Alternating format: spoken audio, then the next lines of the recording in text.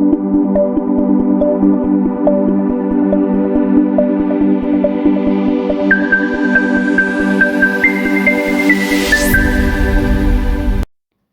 everyone, my name is Rashmi Samant and today I will discuss about the topic mechanism of inflammation. In the case of acute inflammation, it is the first line of defense against an injury. किसी भी injury के लिए जो acute inflammation होता है वो first line of defence की तरफ वर्क करता है और इसमें बेसिकली कुछ चेंजेस होते हैं जैसे कि फ्लूइड का एक्सुडेशन हो जाता है या फिर ल्यूकोसाइट का माइग्रेशन हो जाता है ब्लड वेसल्स के थ्रू इंजर्ड साइट पे। इन चेंजेस के लिए बेसिकली दो इवेंट्स रिस्पॉन्सिबल होते हैं। फर्स्ट है वेस्कुलर इवेंट जिसमें alteration of vascular permeability and alteration of blood flow होता है और सेलुलर इवेंट में migration of WBC and phagocytosis condition हो जाती है। Mechanism of acute inflammation. Cellular event. The cellular phase of inflammation consists of two processes. जो cellular phase होती है inflammation की उसमें basically दो process होते हैं, migration of WBC and phagocytosis. Exudation और migration of leukocyte इसका मतलब होता है the escape of leukocyte from the lumen to microvasculature to the intestinal tissue is the most important feature of inflammatory response. जो leucocyte होते हैं वो माइक्रोवेस्कुलेटर के ल्यूमेन से इंटेस्टाइनल टिश्यू की तरफ माइग्रेट हो जाते हैं और ये इन्फ्लामेटरी रिस्पॉन्स का बहुत ही ज़्यादा इम्पॉर्टेंट फीचर होता है। The change leading to migration of leucocyte are as follows. जो भी ल्यूकोसाइट का माइग्रेशन होता है उसमें जो भी चेंजेस होते हैं वो कुछ इस तरीके से हैं। फर्स्ट पॉइंट है change in the formed element of blood. Blood के फॉर्म्ड एलिमेंट में किस तरीके से चेंज होता है। In the early stage of inflammation the rate of flow of blood is increased due to vasodilation. जो इन्फ्लामेशन का अर्ली स्टेज होता है उसमें जो ब्लड का फ्लो रेट होता है वो इंक्रीज हो जाता है क्योंकि वेसोडाइलेशन प्रोसेस होता है। बट देयर इज स्लोअरिंग और स्टेसिस ऑफ ब्लड स्ट्रीम। लेकिन जो ब्लड स्ट्रीम कंडीशन होती है उसमें स्लोअरिंग या फिर स्टेसिस कंडीशन रहती है। With stasis, changes in the normal axial flow of blood in microcirculation take place. और जो स्लोअरिंग या स्टेसिस कंडीशन होती है वो जो चेंजेस होते हैं उसमें जो नॉर्मल एक्सियल फ्लो होता है ब्लड का वो माइक्रो सर्कुलेशन के थ्रू टेक प्लेस करता है। पॉइंट है rolling and adhesion. Migrated neutrophil roll over the endothelial cell. This process is known as rolling. जो न्यूट्रोफिल्स होते हैं वो एंडोथेलियल सेल्स के ऊपर माइग्रेट करते हैं और इस प्रोसेस को हम लोग रोलिंग बोलते हैं। Adhesion of the molecule like immunoglobulin into the endothelial cell. Immunoglobulin molecules का अडहेशन जब एंडोथेलियल सेल में हो जाता है तो इस प्रोसेस को हम लोग अडहेशन बोलते हैं और इन दोनों ही कंडीशंस को हम लोग रोलिंग या अडहेशन बोलते हैं। नेक्स्ट पॉइंट है emigration. Neutrophil stick the endothelial wall and starting migration to the forward direction neutrophil damage to the basement membrane and this process is known as emigration. जो neutrophil होता है वो endothelial wall में जाके stick कर जाता है और उसके बाद वो माइग्रेट करने लगता है फॉरवर्ड डायरेक्शन की तरफ। न्यूट्रोफिल बेसमेंट मेम्ब्रेन को भी डैमेज कर देता है और इस प्रोसेस को हम लोग इमिग्रेशन बोलते हैं। नेक्स्ट पॉइंट है कीमोटैक्सिस।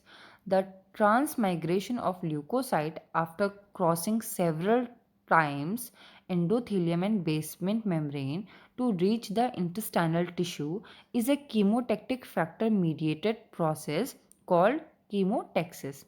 जो ल्यूकोसाइट्स का ट्रांसमाइग्रेशन होता है सबसे पहले वो एंडोथेलियम सेल्स को डैमेज करते हैं, फिर वो बेसमेंट मेम्ब्रेन को डैमेज करते हैं और उसके बाद वो इंटेस्टाइनल टिश्यूज़ में पहुंच जाते हैं। ये एक कीमोटैक्टिक फैक्टर मीडिएटेड प्रोसेस होता है जिसको हम लोग कीमोटैक्सिस बोलते हैं। The following agent act as potent chemotactic substance for neutrophil. कुछ ऐसे एजेंट्स हैं जो कि पोटेंट कीमोटैक्टिक सब्सटेंस की तरह वर्क करते हैं न्यूट्रोफिल के लिए। फर्स्ट पॉइंट है leukotriene B4 a product of lipoxygenase pathway arachidonic acid metabolite. Leukotriene B4 जो होता है वो एक बाई प्रोडक्ट होता है lipoxygenase pathway of arachidonic acid metabolite. ये बेसिकली मीडिएटर ऑफ इन्फ्लामेशन का पार्ट होता है। नेक्स्ट है component of complement system cytokine interleukin. Next point है phagocytosis. Phagocytosis is defined as the process of engulfment of solid particular material by the cell eating. Phagocytosis एक ऐसा process होता है जिसमें जो सॉलिड पार्टिकुलर मटेरियल होते हैं उनका इंगल्फमेंट कर लेता है सेल, और इस प्रोसेस को हम लोग फेगोसाइटोसिस बोलते हैं। The cell performing this function are called phagocytes, और वो सेल्स जो इस फंक्शन को परफॉर्म करते हैं उनको हम लोग फेगोसाइट्स बोलते हैं। These are two main type of phagocyte cell.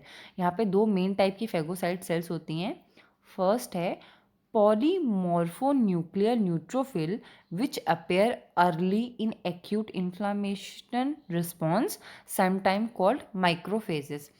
First वाली जो होती है वो होती है पॉलीमॉर्फोन्यूक्लियर न्यूट्रोफिल्स, जो कि अर्ली स्टेज में एक्यूट इन्फ्लामेशन की दिखती है, और इसको हम लोग कुछ टाइम के लिए मैक्रोफेजेस भी बोलते हैं। सेकेंड होती है circulating monocytes or fixed tissue mononuclear phagocytes, commonly called as macrophages. Circulatory monocytes होते हैं जो कि फिक्स्ड टिश्यू मोनोन्यूक्लियर फेगोसाइट्स होते हैं, और इनको बेसिकली हम लोग मैक्रोफेजेस बोलते हैं।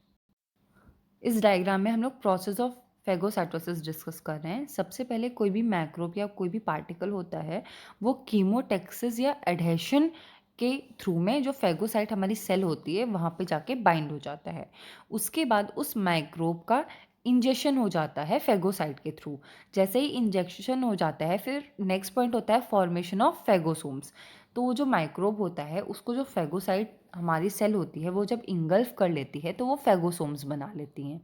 फेगोसोम्स का फ्यूज़न होता है लाइसोसोम्स के साथ और वो बना लेता है फेगोलाइसोसोम्स।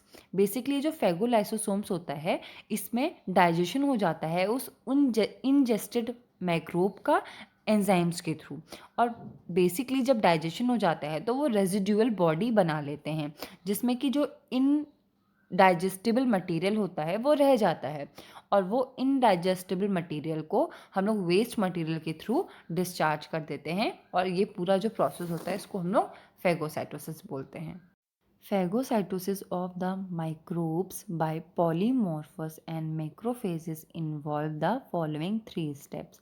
जो phagocytosis process होता है माइक्रोब्स का या तो polymorphous के थ्रू या फिर macrophages के थ्रू, वो बेसिकली 3 स्टेप्स में होता है। फर्स्ट है रिकग्नाइजेशन एंड अटैचमेंट, सेकेंड है इंगल्फमेंट, एंड थर्ड है killing and degradation. First point है recognition and attachment. Phagocytosis is initiated by the expression of cell surface receptor on macrophages which recognize microorganism melanose receptor। जो phagocytosis process होता है वो initiate होता है जो cell surface पे रिसेप्टर लगे होते हैं मैक्रोफेजेस के, ठीक है। वो क्या करते हैं कि जो माइक्रो ऑर्गेनिज्म होता है उसको रिकग्नाइज करते हैं सबसे पहले। This process of phagocytosis is further enhanced protein opsonin from the serum and the process is called as opsonization preparing for eating। ये जो प्रोसेस होता है ये फर्दर इन्हेंस होता है, एक प्रोटीन होता है जिसको हम लोग ऑप्सोनिन्स बोलते हैं, ये बेसिकली अटैच होता है, और इस प्रोसेस का नाम होता है ऑप्सोनाइजेशन, मतलब प्रिपेयरिंग फॉर ईटिंग, इंगल्फमेंट के लिए प्रिपेयर होना। Opsonin established the bond between bacteria and the cell membrane of phagocyte cell. जो ऑप्सोनिन होता है वो बेसिकली एक प्रोटीन होता है और वो इस्टेब्लिश करता है एक बॉन्ड जो भी माइक्रोब्स या बैक्टीरिया होता है उसके बीच में और जो सेल मेम्ब्रेन होती है फेगोसाइट की उसके बीच में, ताकि वो इजीली उसको पहचान ले और उससे अटैच हो जाए। नेक्स्ट पॉइंट है इंगल्फमेंट। द ऑप्सोनाइज्ड पार्टिकल और microbes bound to the surface of phagocyte is ready to be engulf. जो पार्टिकल होता है या माइक्रोब्स होते हैं वो फेगोसाइट की सरफेस पे जाके बाइंड हो जाते हैं और इंगल्फ्ड मतलब निगलने के लिए या उसको खा जाता है, वो इंगल्फमेंट जो प्रोसेस होता है उसके लिए वो रेडी हो जाते हैं। Killing and degradation, the stage of killing and degradation of microorganism to dispose it of। जो स्टेज होती है किलिंग और डिग्रेडेशन माइक्रोऑर्गेनिज्म की वो उसको डिस्पोज करने के लिए होती है, which is the major function of phagocyte and scavenger cell. ये होता है, ये मेजर फंक्शन होता है फेगोसाइट्स का as a scavenger cells. The microorganism after being killed any antibacterial substance are degraded by hydrolytic enzyme. जब भी माइक्रो ऑर्गेनिज्म किल हो जाते हैं तो उनसे कोई भी एंटीबैक्टीरियल सब्सटेंस डिग्रेड हो जाता है by the help of hydrolytic enzymes. The following mechanism are involved in disposal of microorganism. कुछ मैकेनिज्म इन्वॉल्व होती हैं माइक्रो ऑर्गेनिज्म के डिस्पोजल के लिए। फर्स्ट उसमें है इंट्रासेलुलर मैकेनिज्म। इंट्रासेलुलर मैकेनिज्म के अंदर हम लोग एमपीओ डिपेंडेंट किलिंग डिस्कस कर रहे हैं। एमपीओ का फुल फॉर्म होता है मेलिनो पेरोक्सिडेज। बेसिकली एक एंजाइम होता है। In this mechanism the enzyme MPO act on hydrogen peroxide in the presence of halides chloride या bromide to form hypohalous acid HOCl या HOI बना देंगे, मतलब हाइड्रोजन क्लोराइड बना देंगे, हाइड्रोजन आयोडाइड बना देंगे। This is called hydrogen peroxide MPO halide system and is more potent antibacterial system in polymorphous than H2O2 alone। Means जब हमें किसी भी मैक्रो ऑर्गेनिज्म का डिस्पोजल कंडीशन करनी है तो उसके लिए हम लोग MPO डिपेंडेंट किलिंग प्रेफर करते हैं। Thank you.